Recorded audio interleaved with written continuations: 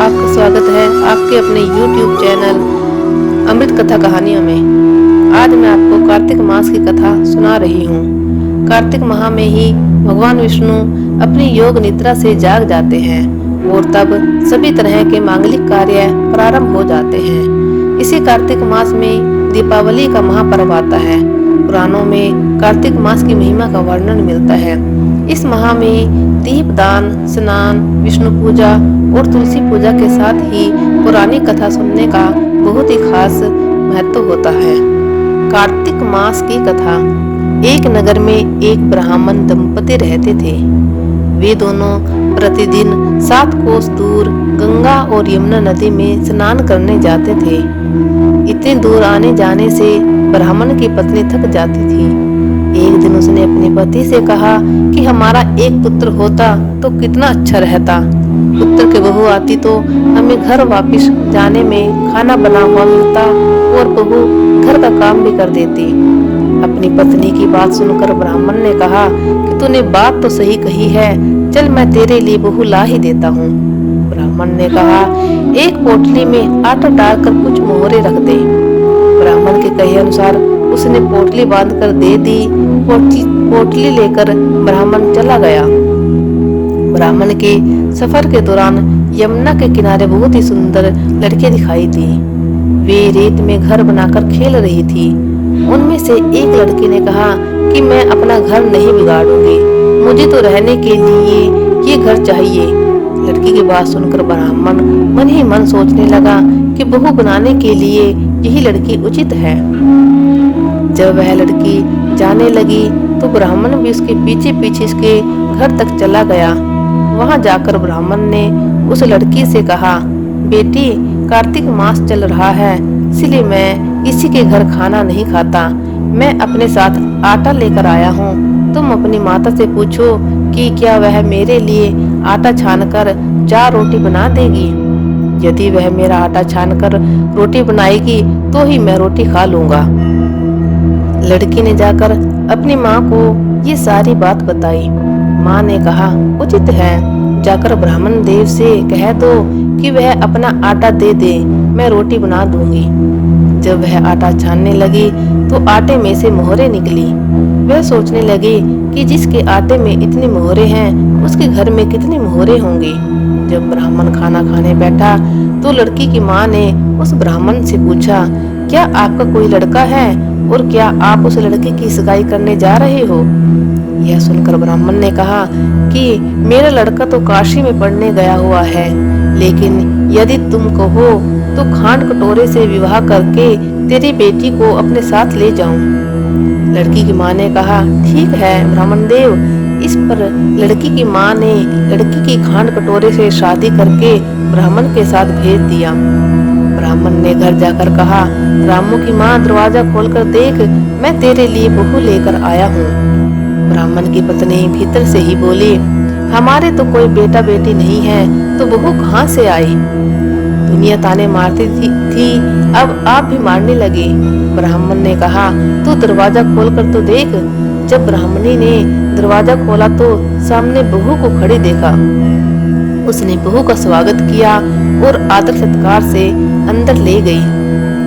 अब जब ब्राह्मण अपनी पत्नी के साथ नदी स्नान करने जाता तो पीछे से बहू घर का सारा काम करके और खाना बना कर रखती थी। वह उनके कपड़े धोती और रात को हाथ पैर भी दबाती थी। इस तरह बहुत दिन बीत गए। ब्राह्मणी ने अपनी बहू से कहा कि बहू, कभी भी चूल्हे की आग मत बुझने देना और मटके का पानी खत्म होने मत देना। परंतु एक दिन चूल्हे की आग बुझ गई। यह देखकर बहू घबरा गई और भागी भागी अपने पड़ोसन के पास गई और कहा कि मेरे चूल्हे की आग बुझ गई है, मुझे थोड़ी आग चाहिए। मेरे सास ससुर सुबह 5 बजे से गए हुए हैं।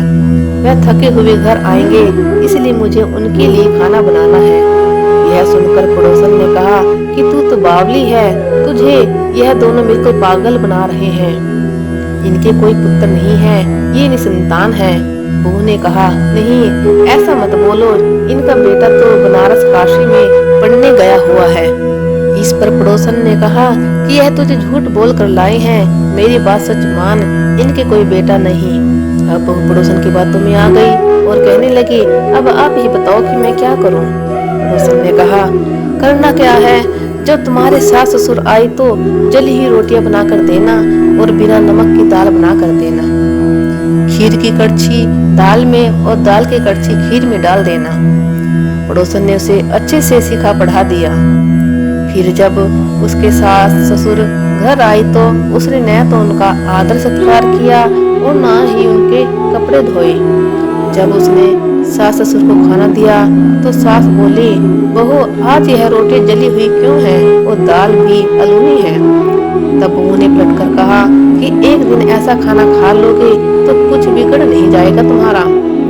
सास ससुर को खरी खोटी सुनाकर वह फिर से पड़ोसन के पास गई और बोला कि अब आगे क्या करना है।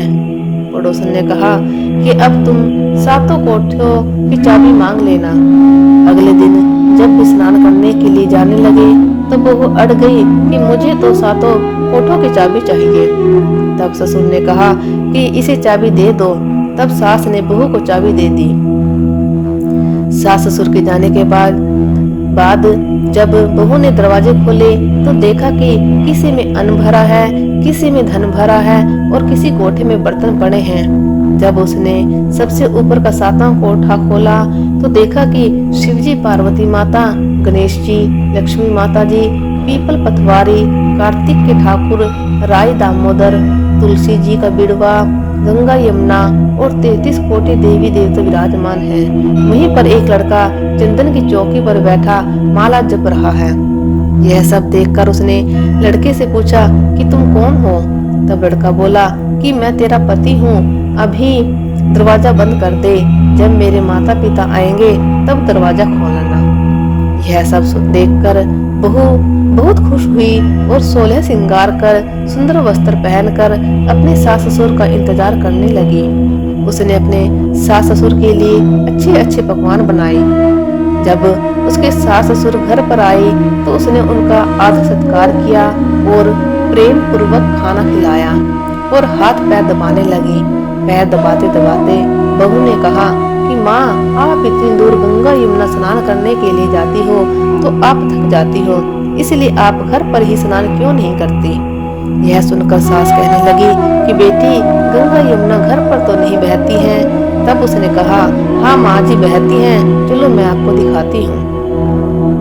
जब बहू ने सातवां कोठा खोल कर दिखाया तो उसमें शिव जी, पार्वती जी, गणेश जी, लक्ष्मी जी, पीपल पथवारी, कार्तिक के ठाकुर, राय दामोदर, तुलसी जी का बिड़वा, गंगा यमुना बह रही है और 33 कोटि देवी देवता विराजमान है। वह चौकी पर बैठा एक लड़का माला जप रहा है। माँ ने उसे देखकर कहा कि बेटा तू कौन है। लड़का बोला, माँ मैं तेरा बेटा हूँ। तब ब्रह्मणी ने पूछा कि तू कहाँ से आया है। लड़के ने जवाब दिया कि मुझे कार्तिक कदे ने भेजा है। माँ ने कहा, बेटा यह संसार कैसे मानेगा कि तू मेरा बेटा है। माँ ने कुछ विद्वान पंडितों से मदद मांगी। पंडितों ने कहा, इस पार बहू बेटा खड़े हो जाएं और उस पार माँ खड़ी हो जाए। माँ ने चमड़े की अंगियां पहनी हो और छाती में से दूध की धार निकलकर बेटे की दाढ़ी मूछ भीगे और पवन पानी से गठजोड़ा बंधे, तब मानेंगे कि यह इस माँ का ही बेटा है। उसने ऐसा ही किया। चमड़े की अंगियां फट गई और छाती में से दूध की धार निकलकर बेटे की दाढ़ी मूछ भीग गई। पवन पानी से बहू बेटे का गठजोड़ बंध गया। यह सब देखकर ब्राह्मण और उसकी पत्नी की खुशी का ठिकाना ना रहा। तो यह थी कार्तिक मास की कथा। हे कार्तिक के ठाकुर, जैसे ब्राह्मण और ब्राह्मणी को बहू बेटा दिया वैसे सबको देना। कार्तिक मास की कथा कहने, सुनने और हुंकारा भरने वाले सब पर कृपा करना।